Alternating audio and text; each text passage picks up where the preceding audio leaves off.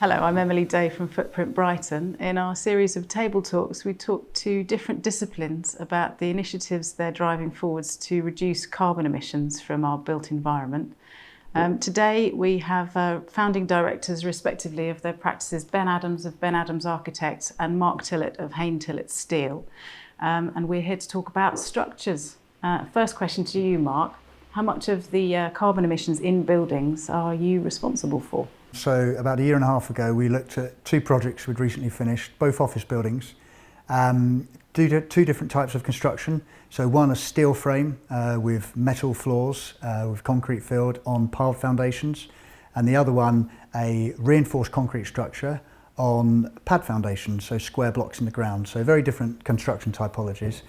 We looked at every element that went into building those buildings, so all the pipes and the wires and the services, all the glass and the cladding, all the structure above ground and the structure below ground. And it turned out that we were responsible for about 60% of the embodied carbon at practical completion. So the day the building is finished and handed over to the client, 60% of the structure of the embodied carbon was down to our structure, which surprised us actually that it was that high, and got us thinking straight away, well, how can we start to reduce this? Where is the embodied carbon in the structure? Where is it highest? And where are the kind of easy wins? How we can get it down? So we model everything in a software called Revit, which allows you to visualize everything in 3D. And it was quite easy for us to take this 3D model of the building and actually extract all of that data, which tells us how much embodied carbon, so the tons of embodied carbon there are in each element of, be it a concrete column, a concrete beam, a steel beam or concrete slab, and then look at that as an overall embodied carbon on the building. And how you compare it from one building to another is you have this figure of kilos of carbon per metre square of floor area. And so it becomes this standard comparison, which is now used throughout the industry to measure the efficiency, the kind of environmental efficiency of a building. And so what can you tell us about structures? Where are the sort of worst culprits in terms of where the embodied carbon can be found? Well, if you look at most buildings that have gone up in the city in the last 20 years, people now in the know take a different view to those. Steel frames with the metal deck flooring, which is the typical office floor construction. It's very efficient, but it's incredibly high in embodied carbon. Steel uses a huge amount of heat and energy to create it, even recycled steel. I mean, steel is recycled about 90%, but it still uses this huge amount of energy to create the profiles and the shapes that we use in construction. So that's one of the big guilty parties. Unfortunately, steel is also an incredible material. It allows us to span further than any other material. It's incredibly strong. We need to change the way we look at what's an acceptable floor plate. In the 90s and 2000s, agents wanted huge column-free spaces, stuff you can only do with steelwork. But now people are a lot more realistic and kind of human on the scale of what's an acceptable floor plate, and columns aren't such a bad thing, which allows us to bring more environmentally responsible materials to the fore, away from steel and towards concrete and timber. So we're finding that people actually want a different sort of a space, and that enables you to design the structure in a different way. Yeah, exactly. I mean, I think, Ben, you'll agree, columns aren't a bad thing. We love the column. The funny thing about columns is if they're new, everybody wants to get rid of them. But if they're old, and especially if they have rivets, they become incredibly valuable. Yeah. So I think there has been a change, and I support what you're saying in office buildings, for sure. But I think the other change that's happened from a design point of view, if you think about your 60% of the carbon, we've got 40% left over for services, pipes, wires, finishes, architecture, if you like. But we can increase that if we start using the structure of the building to be something that we also look at and enjoy. We're sitting in a space that does that. There's a brick wall, that's a structural wall. It's holding the building up, but it's also rather beautiful. So we've started to pare back what we do and save carbon by emitting things And it means we have to work closely together so that Mark doesn't fill it up with columns and I try and take them all out again. And what are the sorts of alternative materials to the composite steel concrete decks that are one of the worst culprits? Steel is the worst culprit, but actually when you look into it, actually your perception of material can be quite different from the facts. Reinforced concrete is often seen as one of the biggest contributors to as a material to climate change, and it's responsible for 8% of global emissions, the production of concrete. And concrete and steel, I think, together are around 16%. Concrete, steel and plastic are about 30%. So it's the making of things, those three materials. But concrete, if it's responsibly specified, you can use waste products of steel production. It's called GGBS, but it's just a waste product, and you can use it as a direct cement replacement. And so if you use that to 100% of the cement replacement, your concrete is carbon zero. You can't quite use 100% yet, but it's commonplace now in London to use up to 50%. So you can build incredibly environmentally responsible concrete structures, which can be have a lower embodied carbon impact than a timber and a steel frame. So it's about not doing the science and doing the maths. And what's happened in the past is sustainability has always been a retrospective viewpoint. It's okay, how did this building we've built perform? But it's all wrong. It needs to be, the work needs to be done at the outset to inform the client and the team as to what the pros and cons environmentally are of different approaches. And these big decisions are taken right at the outset, when traditionally consultants have spent and invoiced very little of their fee. But it's essential to do kind of an informed, intelligent approach going forward. And we're not just thinking of the building on day one, we're thinking also of the other elements that you have to design to make that building happen, from, a brownfield site may have a building already on it into the finished product. Yeah, well, this is this total engineering thing. So at the moment, the best clients are looking at what it takes to build your proposed structure. But actually what we need to be looking at is everything that happens before and everything that happens after that building. Okay, so the demolition, the strip out works, the temporary works, so facade retention schemes, which people who have been down Regent Street will be aware of. It's where you hold up a historic facade with a big steel frame on the outside, whilst you demolish the inside, rebuild it, maintain the character of the original facade, but then you take away all that steelwork which was used to temporarily hold up the front and throw it away. And we now model all the embodied carbon in every element, and quite often there's more embodied carbon in that temporary works frame than there is in the proposed finished building on the inside. So it's this, what really needs to happen for an intelligent approach to this is an overall view of every stage of construction, the embodied carbon in it, and then throughout the life of a building, throughout a 100-year life, so that the building can become whatever it can become, adapt to many uses in the future, and all of those are measured. But the problem, we've discussed it before, Ben, is actually developers realising the value of that, realising the value of building that in on day one, I think, isn't there? Well, I think you could ask that of anyone who owns a house. Do you care what happens to that house from a carbon point of view when you've sold it to somebody else?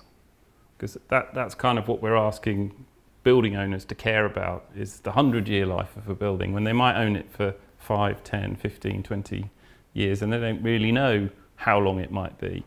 Some people, like the Crown Estate, take a very long view, and it's fantastic when they do, because they can think differently and look out with confidence at that 100-year life. But lots of other people that own buildings don't know that, and they want that flexibility. So our answer to that question architecturally has been, okay, look back in time. Which buildings do we keep and which buildings do we throw away? We might recycle them, we might reuse them, but which ones do we demolish? And if a building is characterful, amazing, has something compelling about it, we will find ways to use it. And it's not just because of heritage, it's not just because of something specific to what happened in that building. We tend to reuse buildings that we have an emotional kind of pull towards, and we tend to get rid of buildings that we don't feel that towards. And that for me is an architectural question. So how do you make a compelling building that will last that long, not just from a carbon point of view, but from a that people an will value owner and want to point of carry view. on Exactly, using. they'll find something to do with it because it's nice. I suppose that brings us on to the discussion around adaptability and whether we, in the way that you're describing, even if we keep the facade, basically get rid of buildings and replace them, or whether we find a way to build buildings that can continually be adapted to our changing needs. Yeah, I think there are plenty of examples of the buildings we've worked on in London, which are over 100 years old, and you go through the evolutionary history of that building, and it's been a car showroom, a school, a hotel, residential, and now it's office. And you know, I think it's been able to do that because of the scale of the building and the scale of the grid. It kind of suited every use. But I think the danger of a lot of the buildings, which I was describing earlier, where you have these huge spans, is a lot of them can only ever be offices. I mean, what we design for has changed over the years as well. So as structural engineers, most people think we designed things so they don't snap and fall down. And that was largely the case up to maybe 10, 15, 20 years ago. But now, more and more, the design criteria is how a building feels underfoot in different use classes. And they're normally well within their strength capabilities, but it's about how they vibrate when you walk down a corridor, if it's a hotel or an office or a life sciences building making a new vaccine. You know, and I think that the pace of change in leases reducing and use classes changing is huge at the moment. You know, the world is full of empty office buildings, and landlords are terrified and retail of what will these places become in the future. You know, and I think that's driven by the pandemic, but I think there'll be more and more value built into assets which can become anything in the future, and there'll be this kind of lifetime achievement award for buildings in 100 years when people like the Crown Estate, who can build in that value day one, and they'll realise it. I think with a lifelong carbon tax and with good foresight, developers will begin to build in the flexibility they need to sell their portfolio to an investor and sell it on. And buildings that have these qualities, they will therefore be more valued because of the ability that they have inherently to adapt. Then it can become anything, yeah, exactly, and it's not tied to one particular use. Fantastic. I wonder if there's anything that we were talking earlier about standard practices and about how we involve these sort of decision-making processes in what we do with clients early on in the piece. Is there anything that you have experienced that's sort of leading to us towards that, or is it still in its infancy?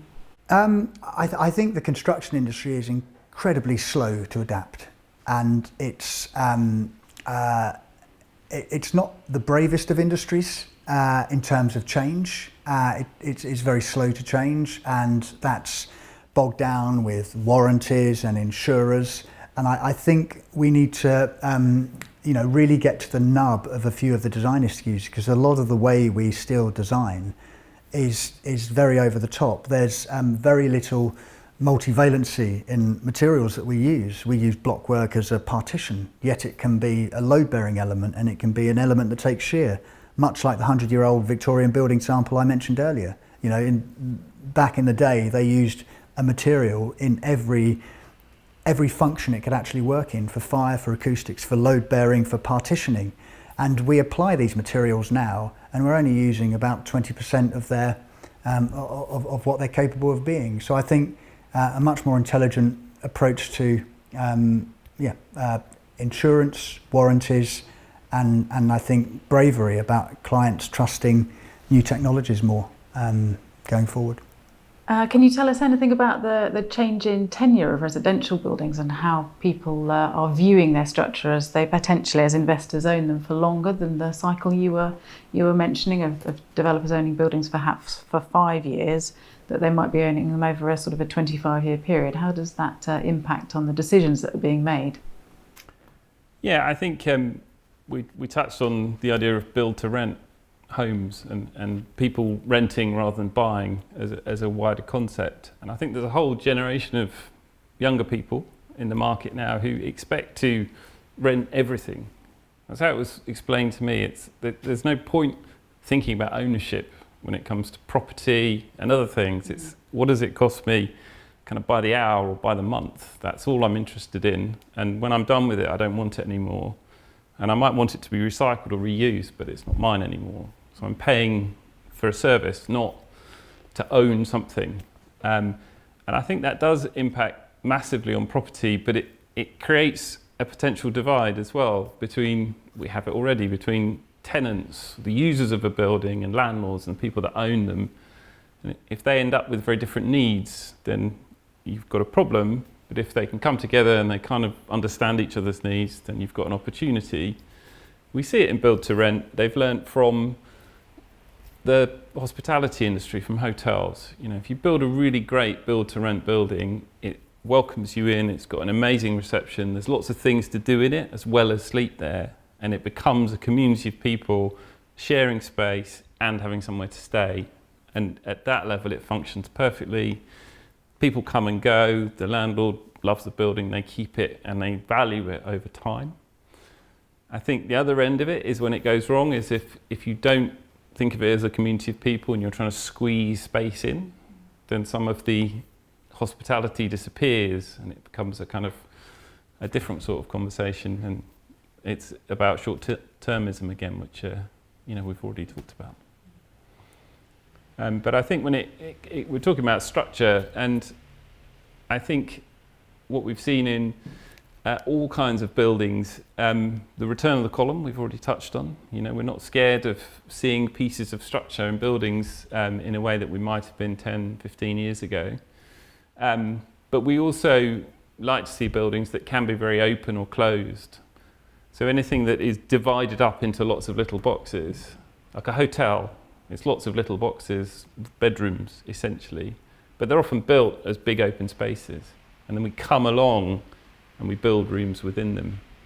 And that's quite sensible. That's a good way of building a hotel. It becomes very adaptable. You can do other things with it later. It can become something else later. Exactly, and it can become something else easily, and you can sort of program it in from the start.